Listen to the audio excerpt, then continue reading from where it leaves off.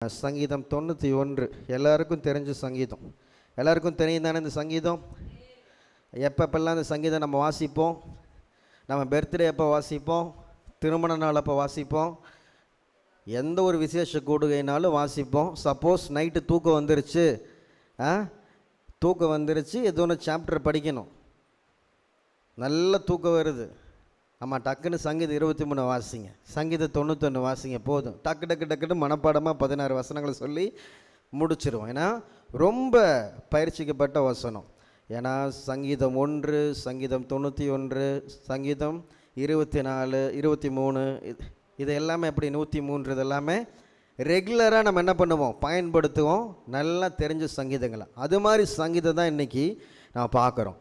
சங்கீதம் 91 எல்லாருக்கும் தெரியல இந்த சங்கீதம். Very good. இந்த சங்கீதத்தில் இருக்கிற வசனங்கள்லாம் நம்மளுக்கு டைரெக்டாக படிக்கும் போதே நிறைய மீனிங்ஸ் நம்மளுக்கு நல்லா தெரியும். அதில் நம்ம பார்க்கும்போது 11வது வசனத்தில் பார்க்கும்போது, உன் வழிகளெல்லாம் உன்னை காக்கும்படி உனக்காக தம்முடைய தூதர்களுக்கு கட்டளையிடுவாராக. ஹல்லேலூயா. இந்த இடத்துல நம்ம பார்க்கும்போது இந்த வசனத்தை தான் பிசாசு என்ன பண்ணா எடுத்து ஆண்டவரை சோதிக்கும்படியாக மலையில் இருந்து பேசும்போது 40 நாள் ஆண்டவராக இயேசு கிறிஸ்து ஊழியத்தை தொடக்கிறதுக்கு முன்னாடி உபவாசம் இருந்து ஜெபம் பண்ணும்போது, அப்போ அவர் பசியாக இருக்கும்போது அந்த டயர்ட்னஸில் என்ன பண்ணாங்க, தாள குதிங்க. அப்போ உங்கள் தூதர்கள்லாம் என்ன பண்ணுவாங்க, உங்களை கையில் ஏந்தி கொண்டு போவார்கள். எப்படி இந்த சங்கீதம் ரொம்ப ஃபேமஸாக எல்லாருக்கும் தெரிஞ்சிருக்குதோ, அதே போல் பிசாசுக்கு வசனம் எல்லாமே நல்லா தெரியும். அப்போ பிசாசுக்கு இந்த வசனங்கள்லாம் ரொம்ப பிடிச்ச வசனம். பார்த்தீங்களா, நம்ம எல்லாத்துக்கும் சங்கீதம் ஈஸியாக இருக்கனால மனப்படமாக சொல்கிறோமில்ல, அவனுக்கும் மனப்படமாக தெரியுது. வார்த்தையான இயேசுவுக்கு வார்த்தையினால் என்ன பண்ணா கேட்டான். பார்த்தீங்களா, அப்போ எத்தனையோ ஆதிகாமத்திலேருந்து வெளிப்படுத்தல் வசனம் வரைக்கும் எத்தனையோ புக்ஸ் நம்ம படிக்கிறோம். ஆனால் பிசாசு ஒரு வசனத்தை பேசி ஏசப்பாவையே டெஸ்ட் பண்ண, ஏசப்பாவே சோதிச்ச வசனம்னா இந்த சங்கீதம் 91 தான் எடுத்திருக்கிறான். பார்த்தீங்களா, இப்போ எடுத்திருக்கும் போது அப்போ ஏசப்பா என்ன சொல்கிறாரு, மத்தேயு 4ஆம் அதிகாரத்தில் 7வது வசனத்தில் பார்க்கும்போது, அதற்கு இயேசு தேவனாகிய கர்த்தரை பரீட்சை பாராதிருப்பையாக என்றும் எழுதியிருக்கிறதே என்று சொன்னார்.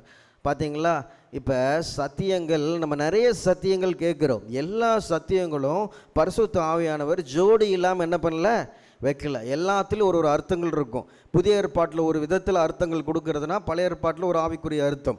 அப்போ ஒரு வசனத்தை படிக்கும் போது நம்ம என்ன பண்ணோம், 2 அர்த்தங்களும் என்ன பண்ணோம், நம்ம இருபுறமும் கருக்குள்ள பட்டயம்.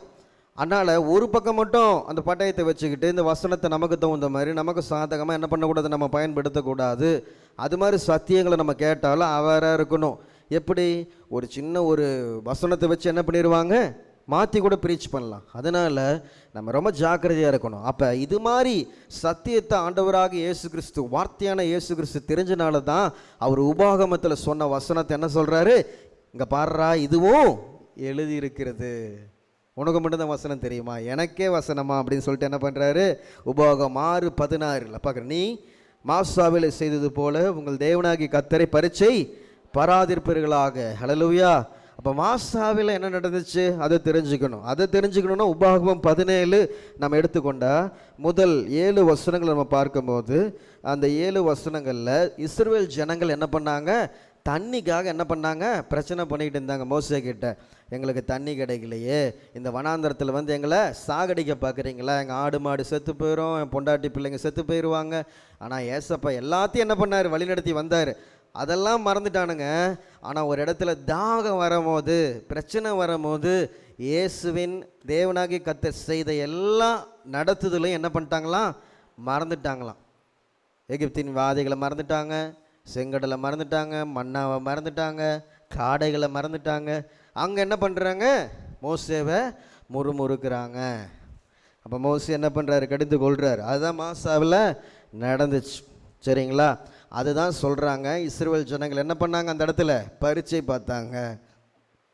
என்ன பண்ணாங்க, நம்ம கேட்குறது ஒன்று இருக்குது, ஆனால் பரீட்சை வீணுக்குன்னே கேட்குறது ஒன்று இருக்குல்ல. அது எப்படின்னா, நம்ம பார்த்திங்கன்னா இந்த இதுக்கு அழகாக ஒரு டேம்ஸ் இன்னைக்கு காலையில் எடுத்து வச்சுருந்தேன், உங்களுக்கு காட்டுறேன். பரீட்சை பாராதிருப்பவர்களாக என்ற வார்த்தைக்கு கோபத்தை தூண்டுதல் நாசா. சொல்லுங்கள், நாசா எபிரேய மொழிபெயர்ப்பு. யூடியூப்பில் போனீங்கன்னா பாஸ்டர் சுரேஷ் ராமச்சந்திரன் அவரை ஓப்பன் பண்ணிங்கன்னா அவர் நல்ல ஸ்காலர், இந்த எபிரேய மொழிகள்லாம் நல்லா டீச் பண்ணுவார். இந்த சங்கீதம் 91 அவர் சொல்லியிருக்கிறார் இந்த நாசா. அப்போ கோபத்தை தூண்டுதல், சரிங்களா, அந்த நாசா. அப்போ பிசாஸ் என்ன பண்ணியிருக்கிறான், நம்ம மூவிலெல்லாம் பார்க்குற மாதிரி தேவனாகிய கர்த்தரை பரிசிப்பார் அது இருப்பையாக அப்படின்னு ஏசப்பா அப்படி சொல்லியிருக்க மாட்டாராம். அது எப்படின்னா அந்த அவ்வளோ களைப்பு, அவ்வளோ வேதனை, அந்த இடத்துல ஒரு ப்ரேயர் பண்ணிட்டு டயர்டாக இருக்கும் போது அவன் சோதிக்கிறான். அப்போ என்ன சொல்லுவோம், நானே கடுப்பு.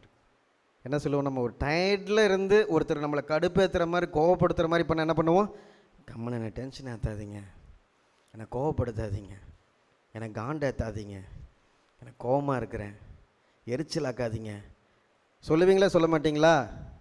சாமி சற்று பொறுமையாக இருங்களாம் சொல்லுவீங்க, சொல்ல மாட்டீங்க. உங்கள் வீட்டில் வந்து யார் இல்லாதப்போ கேட்டால் வண்டமாக அழகாக பேசுவீங்க, அப்படி தானே?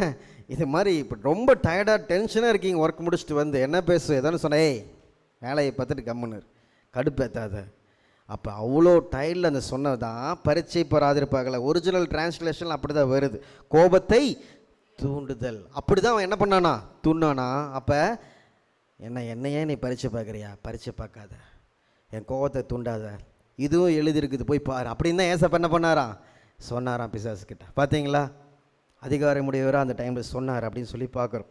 இந்த சங்கீதத்தை நம்ம இன்னொரு விதத்தில் நம்ம பார்க்கும்போது இது மோசேயின் சங்கீதம், ஆசரிப்பு கூடாரம் பண்ணாங்கல்ல, அதோடைய பிரதிஷ்டை பாடல் அப்படின்னு சொல்கிறாங்க. இது என்ன பாடல், ஆசரிப்பு கூடாரத்தோட பிரதிஷ்டை பாடல். யாத்திராகமம் 40ஆம் அதிகாரத்தை எடுத்துக்கொண்டீங்கன்னா 33 38 வரைக்கும், 33, 34, 35 இந்த வசனங்கள் முடிஞ்ச பிறகு 35க்கு அப்புறம் சங்கீதம் 91 வருதான். சங்கீதம் 91 முடிஞ்ச பிறகு 36, 37 வசனங்கள், சரிங்களா. யாத்திராகமம் 40, 33, 34, 35 வசனங்கள், சரிங்களா, எடுத்துக்கோங்க. அது அப்படியே மோசே சொன்ன பிறகு சங்கீதம் 91 அது ஆகமங்களில் அவர் வாசித்த மாதிரி 34, 35 அப்படி வர மாதிரி வசனங்கள், சரிங்களா. இந்த இடத்துல அவர் அந்த டைமில் இந்த வாக்கியங்களை அவர் சொல்லியிருக்கிறார் இஸ்ரவேல் ஜனங்கள் இடத்துல, அது ஆசரிப்பு கூட இடத்திற்கு முன்பாக அந்த ரெனோவேஷன் அந்த டைமில். அப்போ அந்த ஜனங்களுக்கு இந்த 91வது சங்கீதத்தை சொல்லும் போது, உன்னதமானவன் மறைவில் இருக்கிறவன் சர்வ வல்லவனுடைய நிழலில் தங்குவான். உன்னதமானவர் எல்லோயின், சொல்லுங்க, எல்லோயின், எலோஹிம், எலோஹிம் சொல்லுவோம், எல்லோயின் நம்ம சொல்கிறோம், ஓகேவா.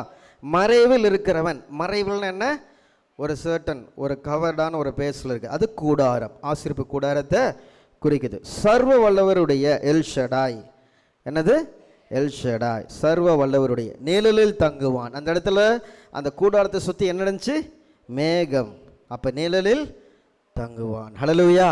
இந்த ஒரு வார்த்தை சொல்லி அந்த டெடிகேஷன் நம்ம எப்படி பண்ணுவோம், டெடிகேஷன் பண்ணுவோம்ல, எப்படி பண்ணுவோம், பாஸ்டர் வந்து நிற்பார், இந்த சைடு புதுசாக ஒரு பில்டிங் இருக்கும், பின்னாடி எல்லா ஜனங்கள் இருப்பாங்க, கட் பண்ணுவோம்ல, அதே இதில் மோசே அந்த இடத்துல நின்று அவர் சொல்கிறாரு, அந்த இடத்துல எலியோன் கூடாரம் ஷடாய் மேகம், உன்னதமானவரின் எலியோன் இங்கே இருக்கிறாரு,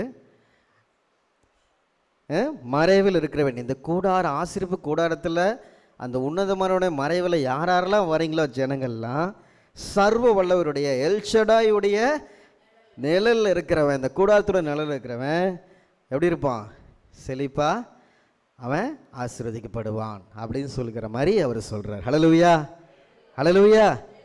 எலியோன் உடைய மறைவில் இருக்கிறவன் ஷடாய் உடைய நிழலில் தங்குவான். ஒரிஜினல் டிரான்ஸ்லேஷனில் இப்படி வருது, பார்த்தீங்களா.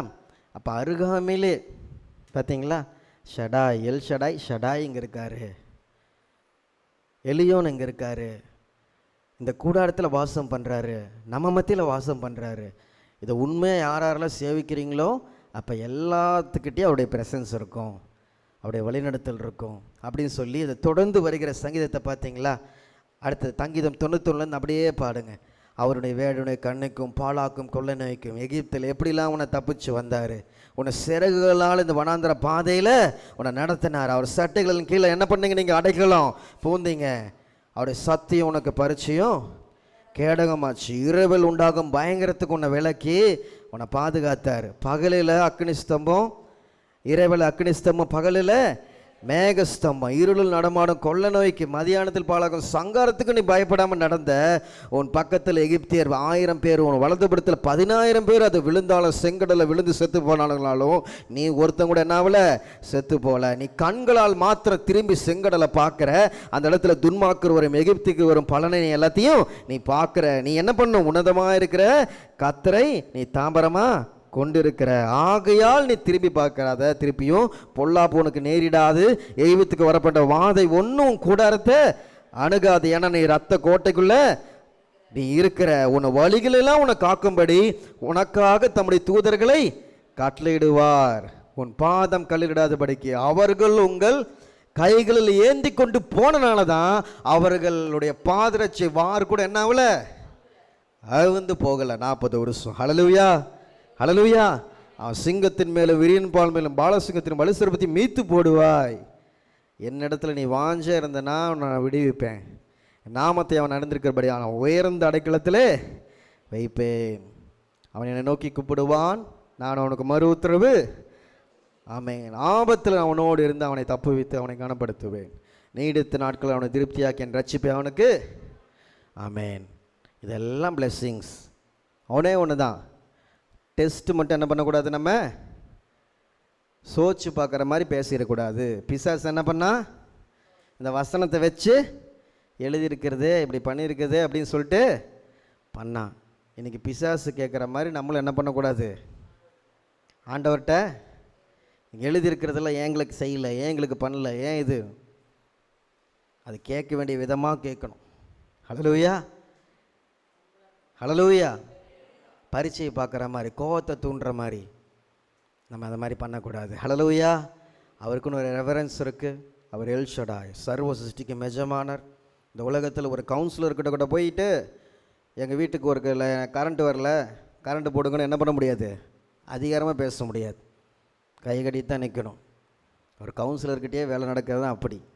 மினிஸ்டர்னா மினிஸ்டர் பிஏ கிட்ட நிற்கணும், கலெக்டர் ஆஃபீஸ்னால் கலெக்டர் பிஏ கிட்ட நிற்கணும். ஒரு மருத்துவர்கிட்ட போனால் கூட டோக்கன் வர வரைக்கும் வெயிட் பண்ணணும். பேங்க் ஆஃபீஸர் வந்தவங்க எல்லாத்துக்கும் உடனே என்ன பண்ண மாட்டார், டோக்கன் வரும்போது அவங்களுக்கு. அப்போ கடவுள்கிட்டையும் காத்திருக்கணும். ஹல்லேலூயா. பொறுமையாக இருக்கணும், கேட்குற விதமாக கேட்கணும், சத்தியத்தை நல்லா தெரிஞ்சு கேட்கணும். பறித்து பார்க்குற மாதிரி கேட்கக்கூடாது, சோதித்து பார்க்குற மாதிரி கேட்கக்கூடாது. கர்த்தர் நல்லவர் என்பதை ருசித்து பார்க்கணுன்னா வெயிட் பண்ணாதான் ருசித்து பார்க்க முடியும். ஹல்லேலூயா, ஹல்லேலூயா. புரிஞ்சுங்களா? அதனால் இந்த சங்கீதத்தில் இந்த காரியம்தான். பிசாசு இந்த சங்கீதத்தை யூஸ் பண்ணி ஏசப்பாவை டெஸ்ட் பண்ணான். அதே போல் மோசே சொன்ன அந்த வார்த்தையை ஏசப்பா உபயோகத்தில் சொன்னதை பரீட்சை பெறாதிரு அப்படின்னு சொல்லி எழுதியிருக்கிறதேன்னு சொன்னார். அதனால் நம்ம என்ன காரியம் ஒரு வசனத்தை ஏசப்பா கிட்ட சொல்லி சொன்னாலும் ஏசப்பா உடனே பதிலுக்கு நிபந்தனை என்ன பண்ணுவார், ஏதோ ஒரு சத்தியத்தின் மூலமாக, ஏதோ ஒரு காரியத்தின் மூலமாக நம்மளுக்கு என்ன பண்ணுவார், ரிப்ளை அனுப்புவார். அதனால் எல்லாத்துக்கும் டபுள் மீனிங்ஸ் இருக்குது, விளக்கங்கள் இருக்குது. அதனால் அதை நல்லா தெரிஞ்சுக்கலாம். அதை நீங்கள் ரெக்டிஃபை பண்ணிகிட்டு இருக்கும்போது ஏசப்பா இந்த சங்கீதத்தில் இருக்கிற எல்லா ஆசீர்வாதங்களும் உங்கள் குடும்பத்தில், உங்கள் பிள்ளையோட வாழ்க்கையில் வந்து பழிக்கும். ஹல்லேலூயா, ஆமென். கண்களை மூடலாமா? எங்கள் நேசிக்கிற அன்பின் தேவனே, இந்த சங்கீதத்தில் எங்களோடு பேசுனதுக்காக நன்றி அப்பா. ஆண்டவரே, அன்று பிசாசு ஆண்டவரே இந்த சங்கீதத்தில் அந்த வசனங்கள் ஆண்டவரே தூதர்கள் நீ குதிங்க, தூதர்கள் ஏந்தி கொண்டு போவார்கள் என்று சொல்லி நாங்கள் பார்த்தோம். ஆனால் அந்த இடத்துல நீங்கள் வார்த்தையினால் அந்த பிசாசு என்ன பண்ணீங்க, மேற்கொண்டீங்கப்பா. இன்றைக்கும் எங்களுடைய வாழ்க்கையில் சில வேலையில் ஆண்டவரே சில கடின உடங்கள் வரும்போது, சில நொறுக்குப்படுதல் வரும்போது, தனிமைகள் வரும்போது, அங்கலாய்ப்புகள் வரும்போது ஆண்டவரே நாங்கள் செய்வதறியாக சில வசனங்களை பிடித்து கொண்டு ஏன் தேவன் எனக்கு செய்யவில்லை, எழுதியிருக்கிறது இப்படி இருக்கிறதே என்று சொல்லி நாங்கள் செய்கிறோம். ஆனால் நாங்கள் கேட்க வேண்டிய விதமாக நாங்கள் கேட்கணும். ஏசப்பா, நாங்கள் உங்களை சோதித்து பார்க்க விண்ணமாக நாங்கள் கேட்கக்கூடாது. ஆண்டவரே, உங்கள்கிட்ட பெற்றுக்கொள்ளத்தக்க அன்புள்ள பிள்ளைகளாக நாங்கள் மன்றாட, தாழ்மை உள்ளவர்களாக நாங்கள் கேட்க, ஒவ்வொரு விஷயத்தையும் வானத்தையும் பூமியும் உண்டாக்கின சர்வ வல்லமையுள்ள தேவனுக்கு முன்பாக நான் கேட்கிறேன் என்று சொல்லி பயபக்தியோடு நடுக்கத்தோடு நாங்கள் கேட்க, அப்படிப்பட்ட ஜீவியத்தை எங்களுக்கு நீ தரும்படியாக ஜெபிக்கிறோம். அப்படி நாங்கள் வாழும்போது நீ சிறப்பான ஆசீர்வாதங்களை தருவீர் என்று விசுவாசிக்கிறோம். ஒப்பு கொடுக்குற அனைவரை ஆசீர்வாதம் இயேசுவின் நாமத்தில் ஜெபிக்கிறோம் நல்ல பிதாவே, ஆமென்.